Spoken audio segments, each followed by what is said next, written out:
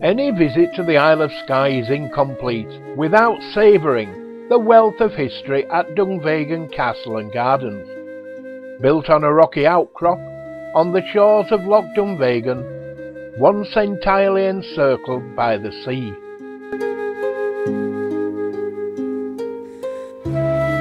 Dunvegan Castle is still the ancestral seat of the MacLeods. Departing from the pier below Dunvegan Castle, one of the traditionally built clinker boats will take you on an exhilarating 25-minute boat trip on Loch Dunvegan to see the seal colony and observe those playful sea mammals at close quarters. You may also see herons nesting as well as many other species of birds, including the Arctic tern and the sea eagle.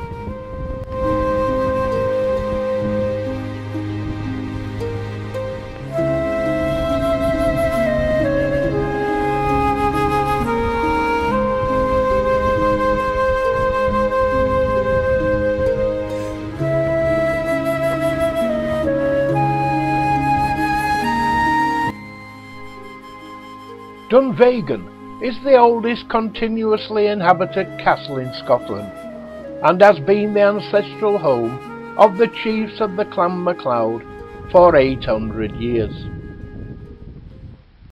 Armadale is a village near the southern end of the Sleat Peninsula on the Isle of Skye in Scotland. Like most of Sleat, but unlike most of Skye, the area is fairly fertile, and though there are hills, most do not reach a great height. It looks out over the Sound of Sleat to Morar and Mallaig. The village is also a small port and has a regular Caledonian Mac-Brain ferry service to Mallaig.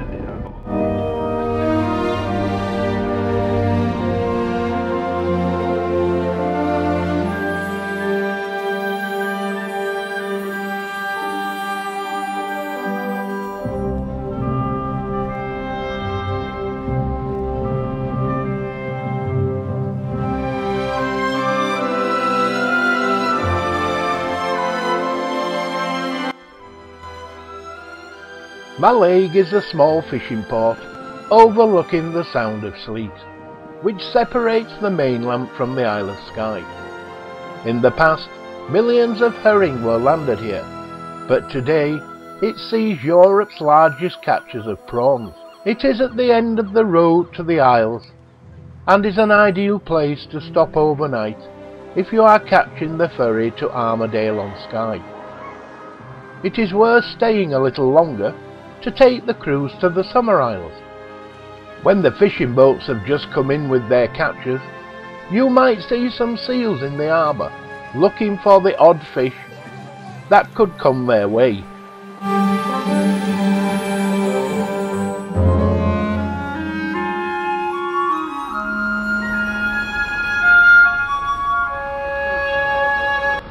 If you want a good meal while you're in Mallaig, we recommend the Fisherman's Mission.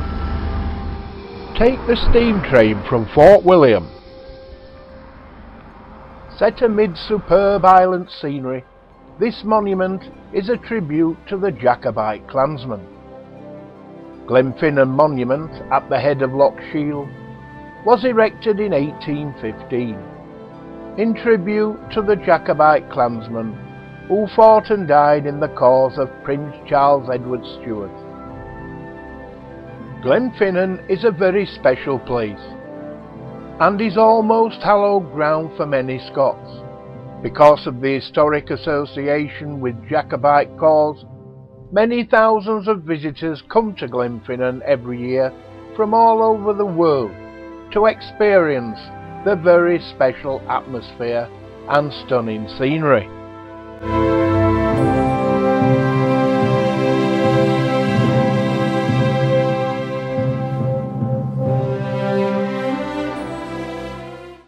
Fort William is the undisputed outdoor capital for the outdoor sports and activities in the UK, and that is a fact. Lying in the shadow of Ben Nevis, Fort William is the outdoor capital of Scotland.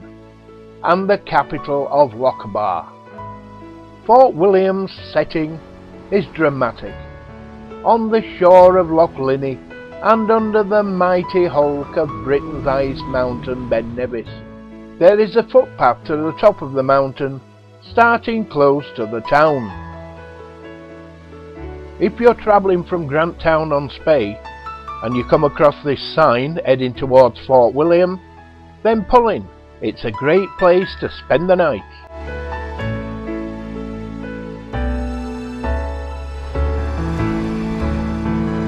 There's also some great walks around this area as well. Follow the coloured paths from the car park where you've stayed overnight or just for the day, and you'll see some magnificent scenery.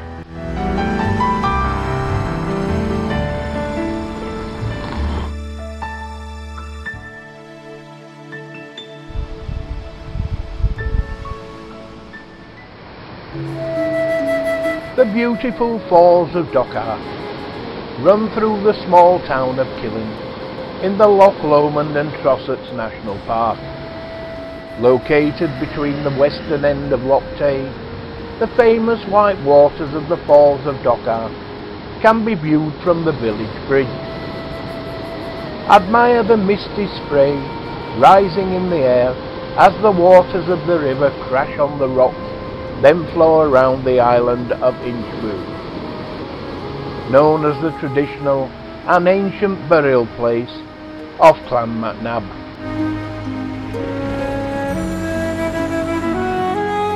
There comes a time when you've had a long strenuous day that you need a long, cool drink. When it's getting late, there's nothing better than a nice bag of fish and chips to sit outside and eat. Today's Bolatar is a small and pretty Victorian village with a grand setting. The connection with royalty is impossible to avoid, with many local businesses adorned by the royal coat of arms, proudly displaying the fact that they are purveyors of something or other to the Queen and her family. Bolatar's tourist industry is more centred on the royal family than the reason why they or anyone else might come here. This is a extremely beautiful area. The old station at Bolatar has seen many a royal train arrive.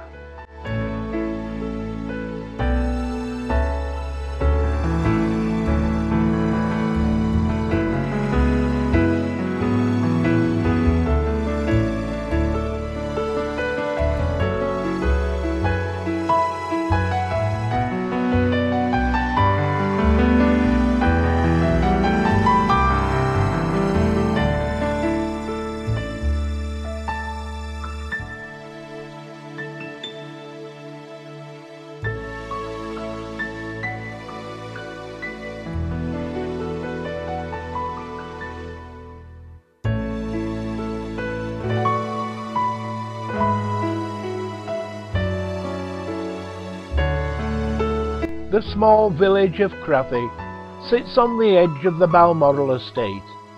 It is famous because when in residence, the royal family regularly attend this charming village church.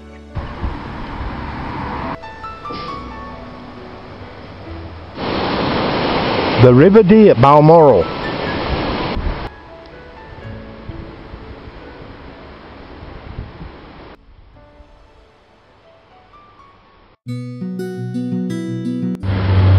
And that's the wishing well, and Graham's actually put some money in it.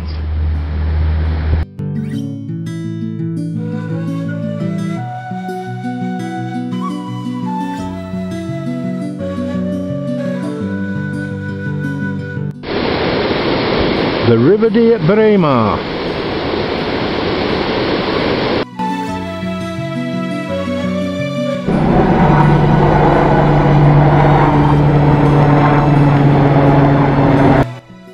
Glen Sheen, known as the Glen of the Fairies. It is special because there is nowhere in the world quite like it. It is wild, romantic, unbelievably beautiful.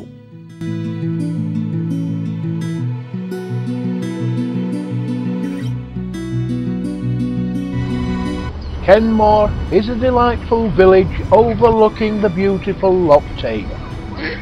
Filled with scenic splendour and historic intrigue, the village of Kenmore is a delightful tourist stop. The first thing to catch your eye on approaching the town is the lines of whitewashed cottages. The shores of Loch Tay were at one time the home to many small farming communities, but these were largely destroyed in the times of the Highland clearances.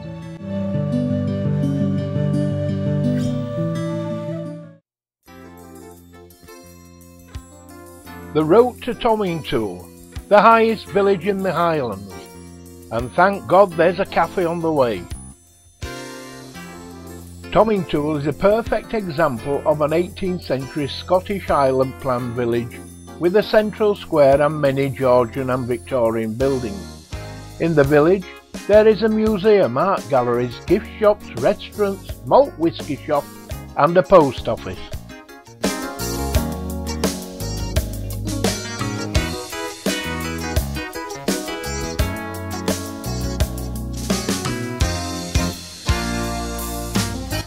Just outside Tomintoul, as you head for the A93, you will see on your left-hand side a large lay-by. This is a lay-by where 6 motorhomes can park free of charge. And at the top end of the lay-by, you will find 2 for disabled people. There is also picnic tables for you to enjoy.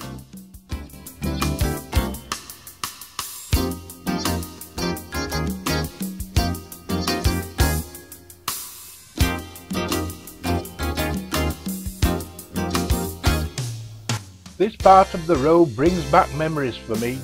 The last time I came along here, it was on a cycling holiday in the 1960s. And believe me, the pub was a welcome sight and the road was single track.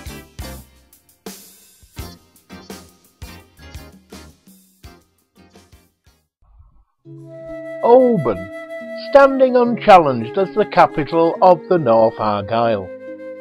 The busy town of Oban is informally known as the gateway to the Isles.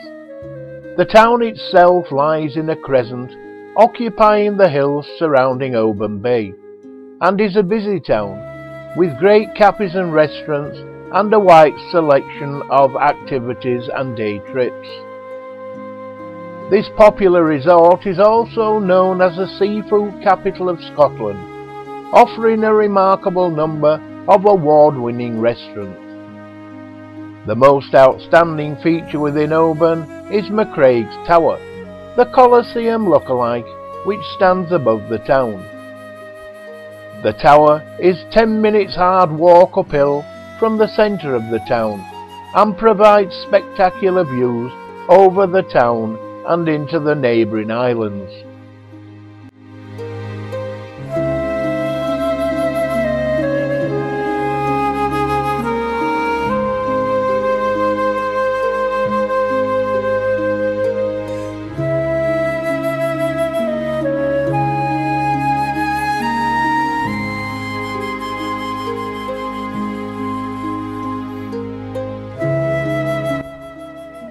Oban provides motorhome bays opposite the Tesco supermarket.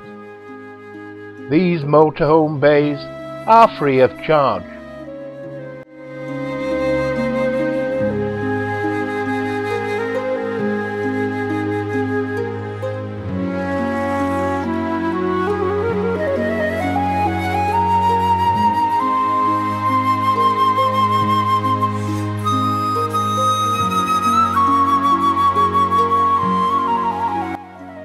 Inverary, the seat of the Duke of Argyll, was for many centuries the principal county town of Argyll. From the mid-18th century, the courts met in the townhouse on Front Street. and the ground floor below the courtroom served as the county prison. Although Inverary Jail is Inverary's top tourist attraction, there is no shortage of things to do during your visit to the town.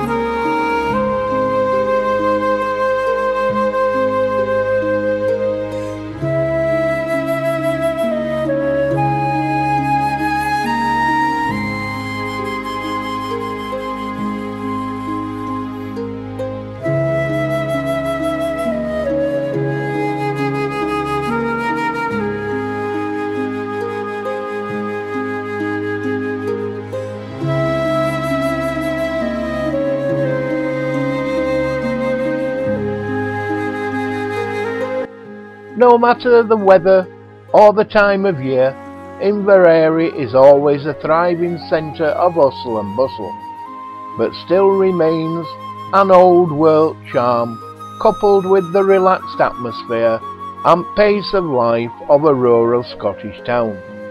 Added to that, the townsfolk's welcome is always warm and friendly.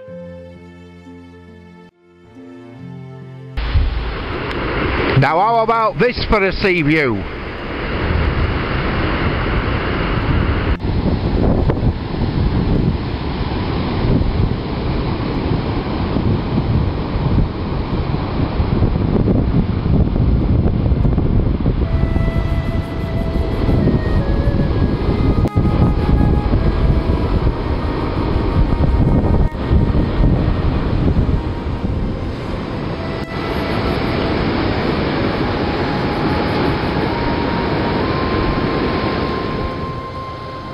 Atlantic seals on the rocks on Kintyre.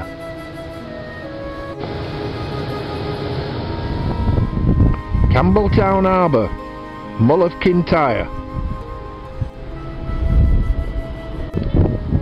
The local cinema.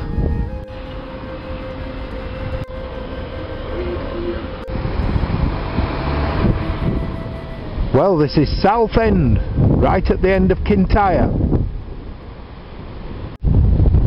And just off the coast is Sander Island.